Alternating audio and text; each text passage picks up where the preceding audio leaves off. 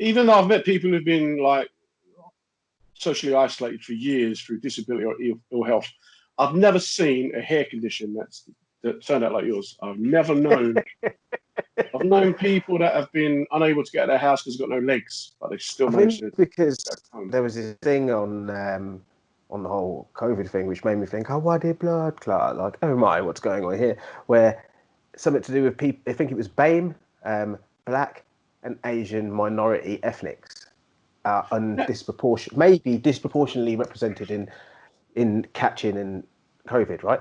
Yep, And I was wow, so I've been taking my vitamin D for a while now, and I think good. that's what it was because I like my hair was maybe I don't know, I shaved it, looked almost shaved last week, didn't it? And within a week, the vitamin D must be like sorting out all my hair and my nails are growing long, and that must be doing its thing. But you see that for most white people in this country, they're not getting enough sunlight, not getting enough vitamin D. Now, if you add a bit of melanin to that, then suddenly you've got a barrier because your body's expecting to live in a Yeah, hot climate. And that barrier in the English sunshine, you're getting even less vitamin D. If you've got problems with vitamin D, you're going to get symptoms like depression and achy bones, fatigue. And for take vitamin real. D within 2 days, you feel better. I mean, I started taking vitamin D a while ago simply because I started to feel just them aches, isn't it? When you go sit down or you get up or you put your Yeah, socks yeah, on, just yeah. achy like ankles and stuff. I used to think, oh, it's because I played football. But nah, it was a lack of vitamin D. And I did think that being a black person, I would have more vitamin D because like I could be in the sun for longer. And then I actually thought about that as a scientist. I thought, actually, no, that's why like Yeah, people yeah. with colour in their skin or melanin in their skin have, less vitamin D. So when I From go into like a company and I start saying about, especially if there's black men in there, I'll go, look, you guys need to take vitamin D because your skin is already a barrier. I've had white people go to me, is that a bit racist? I went, if it is, I'm sure they'd rather a little bit of racism than be dead. Because the fact is, it's helping you. And it's not Mhm. racist to draw attention to our differences. It's only to kind of belittle them and use them as barriers to stop you having opportunities. So me say to you, Exactly. mate, you need your vitamin D. Exactly. Kif 1A in the background. Sorry, this is just for me now. Just being nosy, just have a little look around my Well, room. yeah.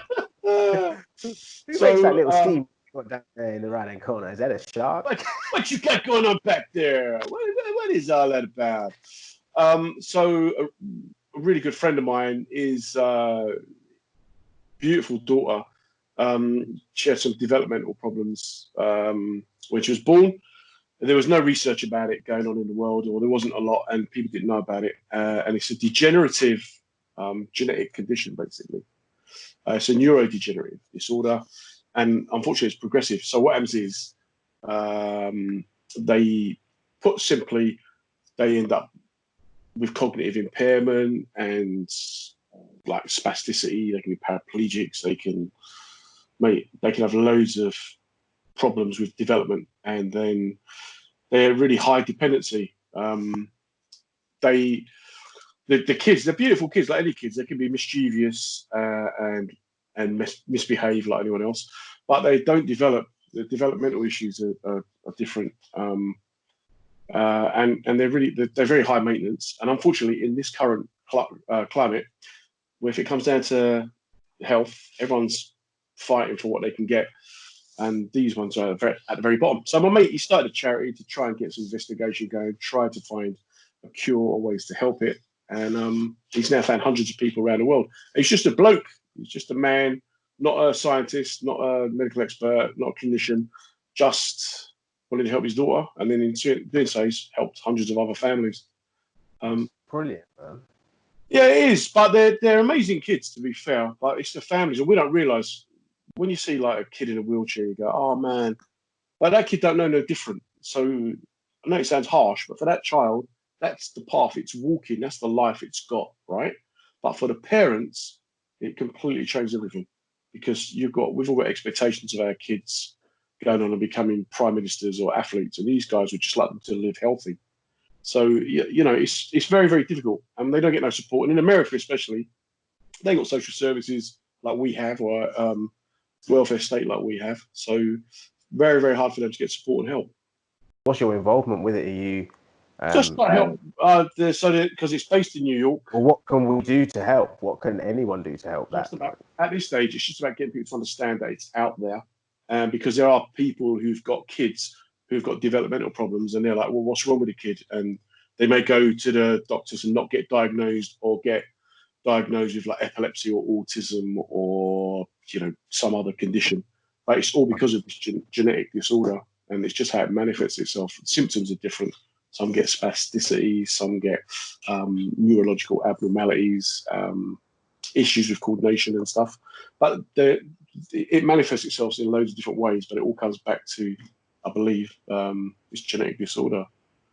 So they're always trying to raise money to get some more investigations going into it, because obviously there's still kids being born with it. There's kids being born with it for the last 20, 30, 50 years, but at the time nobody knew. So they suffered even more because there's no awareness of it. Right. It's tough. And again, this lockdown just shows that for some people, this is the reality of their lives. Mm-hmm. You can't, mobility and health we take for granted, but health is like wealth, and you don't appreciate it till it's gone. No, indeed. Talking about appreciation, man, I want to be grateful for some of the pictures of people who are trying to do their own home thing. Do you know what I mean? Whether it be a haircut or like the whole makeup thing, or like, I don't know, man, I've seen some funny pictures. Obviously, people can look at me and say that's very rich from a man coming with an afro like what you're sporting right now. But like, this is probably an example of that. But yeah, I'm just not cutting it. I see some people with some crazy hair. Do you know what? Until you mentioned it, I hadn't really noticed. Have you not? Maybe I look at my phone too much, mate. Oh, you were saying to me before about what was it I saw outside of my window. Yeah. And I don't really watch movies and stuff. But there's an Alfred Hitchcock movie, and I think the movie's called something like Rear Window or something. I haven't seen it yet, but I'm looking to watch it soon. And apparently it's about a dude who just sits at his window looking outside, and then well, I'm not going to say, but this whole story about him, just about what he sees out of his window. Yep. And obviously I'm in now, so I was looking out the window the other day, and I realised there's a hospice like just outside the window. Oh my days! How long have you lived there? I don't really look out the windows too tough. I mean, it's nice, but from where I'm sitting, I can see treetops. So I don't really go and look too much to see treetops, right? But yeah, they were having a party the other day. It's obviously someone's birthday. They were having a good party and that. They were playing like tunes really loud, and I was wondering what's going on, because these old school tunes like Glenn Miller and Vera Lynn and that were blasting. I thought someone in the block has like changed their musical sense, but no. But it's a hospice. They were all right. They're having a rave. School rave. And that's in the hospice. And that's in the hospice, outside in the garden. You know why that is? Because a hospice is a place for the living. I used to do volunteer work in a hospice. A place for the living. Everyone thinks that you go there to die. You don't go there to die. You go there for respite care. Some people go there to see out the last days, but they're places that, if you get a chance, pop over there, man. When lockdown is over, pop in there, offer to play music or sit and talk to people. So it's an amazing experience if you can get into it. But I can't believe you live there, you don't even know it's there. Well, trees and that, so I could just focus on the trees. I don't know, mate. I don't know. What's your track for the week? What you've been feeling? My track, I like this Aussie, I don't know if you call them a band or what do you call them, an ensemble? All that noisy stuff you listen to, where they don't play their own instruments. All that. Where you don't need no skills apart from talking about electronic press. You don't need to actually play the instrument. You just got to be able to go like that. Like that. Can you hear it? Yes. Nice, happy. It's got a great video about two guys stuck down a well. We'll have to add it to the end. We can put it on the channel. We'll put it on the comment so you can check. Who's it by and what is the track? That's Avalanches, and they're fantastic. Their music. The track name is. That one is called Since I Left You, and they don't do conventional 3-minute pop songs. They do mixes and mashups and all sorts. It's very interesting, crazy bunch of guys. I'll stick one of my favourite songs on your Facebook page later. You can look at it. I'll be honest. I'm quite shocked. Well, not shocked. Happily shocked that you know about the avalanches. I'm like, wow, you know about the avalanches. I got one tune that's been on my mind because it got thumped on Sunday. I see this headline the other day that apparently during lockdown, antisocial behaviour is up, but general crime is down. And I thought that's the most clickbaity headline because they're telling us to be antisocial, right? Like, or at least social distancing isn't. You know what I mean? It's moving away from being social. Burglars and pickpocket. I mean, it must be hard being a moped mugger at the moment. These guys lost their career, haven't they? I'm sure they're not getting a furlough, are they? I don't think they're getting 80%. But come on, let's have a bit of your tune or your noise I've picked in. Right, so this tune here, yeah, I'm just going to play it, mate. So it's called.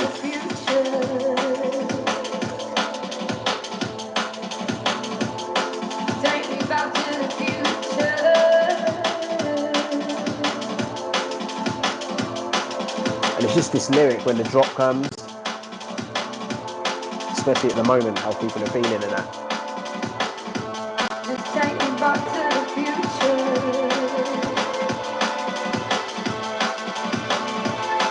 Take me back to the future. I might have started it a bit too early, mate. You might have done. I might have done. You should have waited till later on when we weren't talking. Maybe.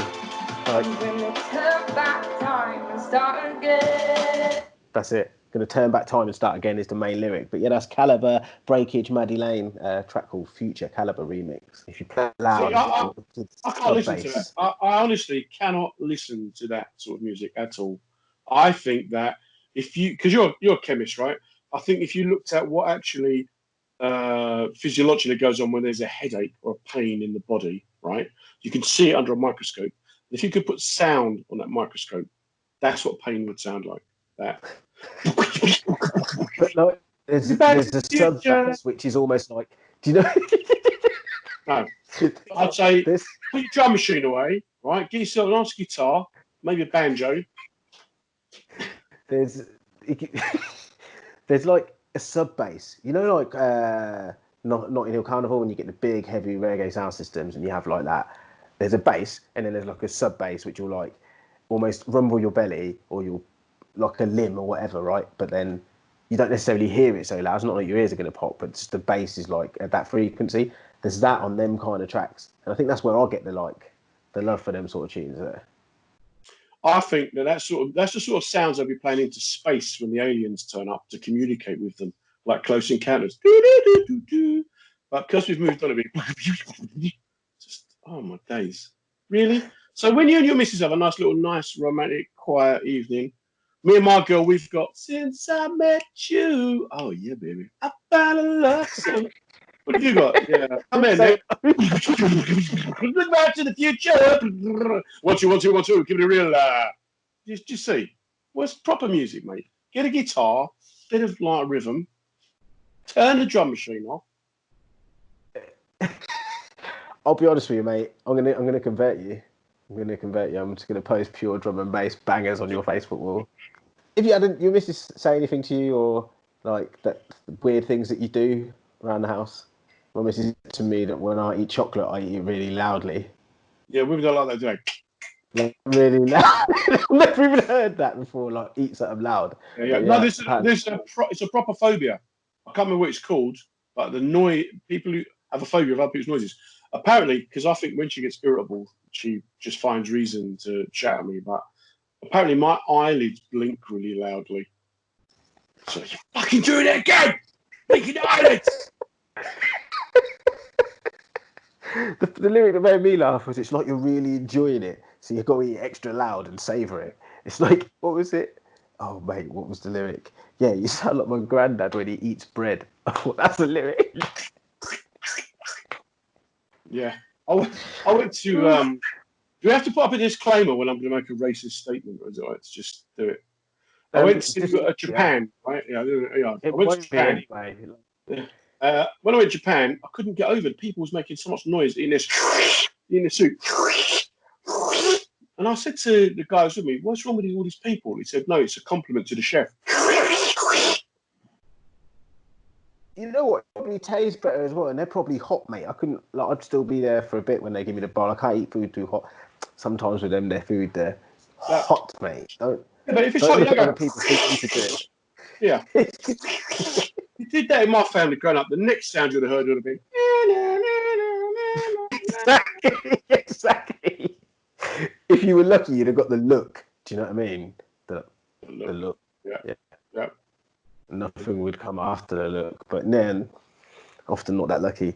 Good. I don't know, man. I want to see more about this thing with regards to like black people and the virus and stuff. But I do think if you can take vitamin D, it's not going to do you anything bad. Your body can take on so much and then wheeze out the rest. So like, Water. it's not very expensive. So have lots of water as well, right? Make sure you get your vitamin D in while you're stuck in your house. That's going to help you out. Any other bits to leave the people with? Yeah, don't think that you're immune just because people are sending you messages going, and it's always some right-wing American go, ain't no such thing as no COVID-19. President Trump's gonna save us. Right? Don't listen to that nonsense because the people, I've known 8 people who've died from this so far, and one of them, 48, used to run marathons, didn't smoke, so he had no underlying health conditions. It's just the flu. Yeah, but you know what? It's a flu lottery. So you get it. Maybe you get lucky. But if you're not lucky, you only have to be unlucky once. Mm-hmm. And for me as well, I'd like to say, like, I talk to people anyway. You know me, John. I'd like to ring my mates and stuff, and like probably talk a bit too much sometimes. But obviously, even for me, I found it weird that you can't go out and actually talk to people. So like, yeah, don't think you're immune to like how you're going to feel from being stuck inside as well. Like, there's other people you feel like you ring them up, you can feel like act together. There's loads of like apps out there where you can have a drink. Actually had a drink on one of them apps. I'll speak about that in the next episode. But yeah, I can see why you do it. It's a good laugh. To be done. All right, listen, man, stay safe. Yeah, will do. That's John Ryan. That is some scam artist, Nigerian scam guy with, it's just shocking. Jonathan. Yeah, and that was Jonathan Prince. Don't know who it is now. Sitting in the shadow, man. Oh yeah, if you can work out why we call ourselves sitting in the shadow, then give a shout out, man. We'll give you a shout out with your explanation and reasons for what you think the title of the show comes. It's genius. It's pretty damn good. Right, catch you soon. Peace.